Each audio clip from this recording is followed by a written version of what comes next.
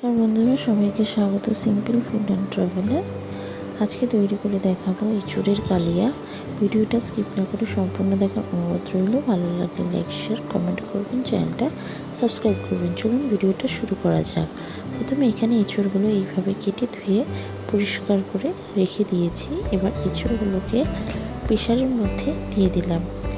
দিয়ে এর মধ্যে পরিমাণ মতন জল দিয়ে তার মধ্যে নুন আর হলুদ দিয়ে এঁচোড়টাকে দুটো সিটি দিয়ে নাবিয়ে রেখে দেব।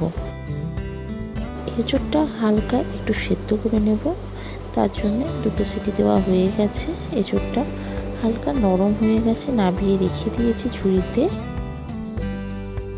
আলুগুলো এইভাবে কেটে নিয়েছি একটু বড় বড় সাইজ। তারপরে কড়ার মধ্যে সাদা তেল দিয়ে দিলাম। তেলটা একটু নাড়াচাড়া করে নিয়ে গরম হয়ে গেলে তেলের মধ্যে দিয়ে দিলাম আলুগুলো, আর তার মধ্যে দিয়ে দিচ্ছি পরিমাণ মতো নুন আর হলুদ গুঁড়ো দিয়ে আলুগুলোকে একটু লাল লাল করে ভেজে নেব। আপনারা যারা চ্যানেলে নতুন ভিডিও দেখছেন অবশ্যই চ্যানেলটি সাবস্ক্রাইব করে দেবেন। আলুগুলো এখানে বেশ ভালো মতন ভাজা হয়ে গেছে। এবার আলুগুলোকে তুলে একটা পাত্রের মধ্যে রেখে দেব। সেই তেলের মধ্যে এঁচোড়গুলো দিয়ে দেব। এঁচোড়গুলো দিয়ে এঁচোড়গুলোকেও একটু নুন আর হলুদ দিয়ে দিলাম পরিমাণ মতো, দিয়ে একটু ভালো করে নাড়াচাড়া করে নিয়ে একটু ভেজে নেব।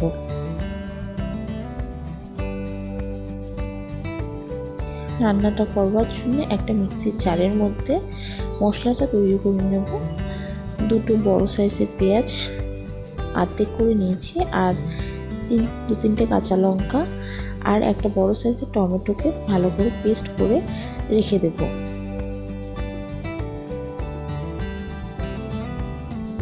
এঁচোড়টাও মোটামুটি ভালোভাবে ভাজা হয়ে গেছে।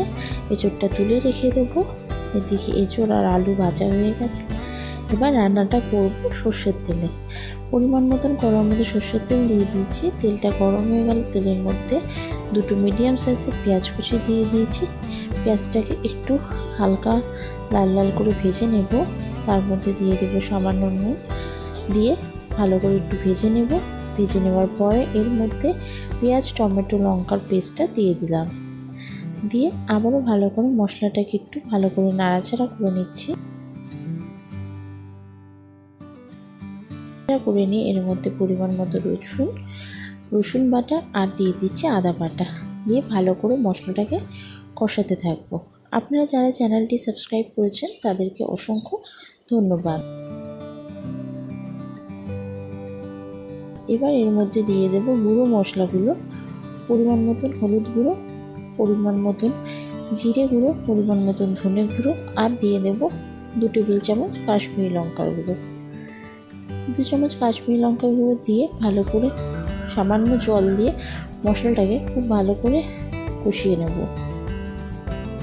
কষানো খুব ভালো করে নাড়াচাড়া করে নেব। এবার এর মধ্যে দিয়ে দিলাম সামান্য পরিমাণে চিনি, আর এবার জল দিয়ে আবারও ভালো করে মশলাটাকে কষিয়ে নেব যতক্ষণ পর্যন্ত মশলার কাঁচা গন্ধটা যাচ্ছে।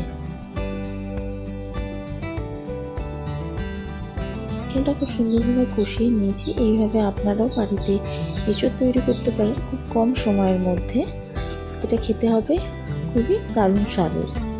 মশলাটা খুব সুন্দর কষানো হয়ে গেছে। এবার এর মধ্যে আবারও পরিমাণ মতন জল দিয়ে দেব।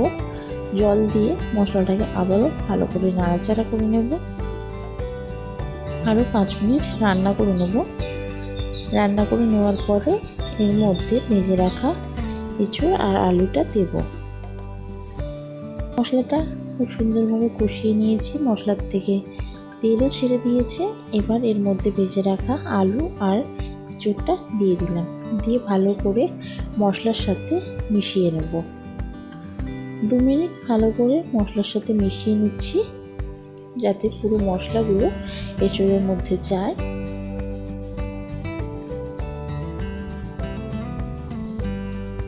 খুব ভালো করে মেশানো হয়ে গেছে, দেখতেই পাচ্ছেন। এবার এর মধ্যে পরিমাণ মতন জল দিয়ে দিলাম। জল দিয়ে একটু ভালো করে নাড়াচাড়া করে নেব।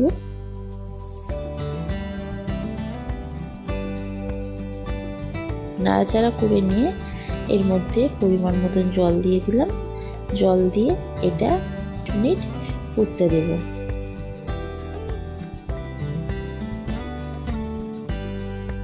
ফুটলে এঁচোড়টা পুরো তৈরি হয়ে যাবে। সুন্দরভাবে এঁচোড়টা ফুটছে। এঁচোড়টা পুরো তৈরি হয়ে গেছে, আলু পুরো নরম হয়ে গেছে। এবার নামিয়ে রেখে দেব। 5 মিনিট হয়ে গেছে। এবার নামিয়ে রেখে দিয়েছি। উপর দিয়ে গরম মশলা ছড়িয়ে দিয়ে একটু নাড়াচাড়া করে নিলাম। এখানে এঁচোড়ের কালিয়া পুরো তৈরি হয়ে গেছে। আপনাদের ভিডিওটা কেমন লাগলো অবশ্যই জানাবেন। আশা করি ভালো লেগেছে। ভালো লাগলে লাইক শেয়ার কমেন্ট করবেন, চ্যানেলটা সাবস্ক্রাইব করে দেবেন, পাশে থাকা বেল আইকনও ক্লিক করে দেবেন যাতে সবার আগে আপনাদের কাছে নিত্য নতুন ভিডিও নোটিফিকেশন গিয়ে পৌঁছায়।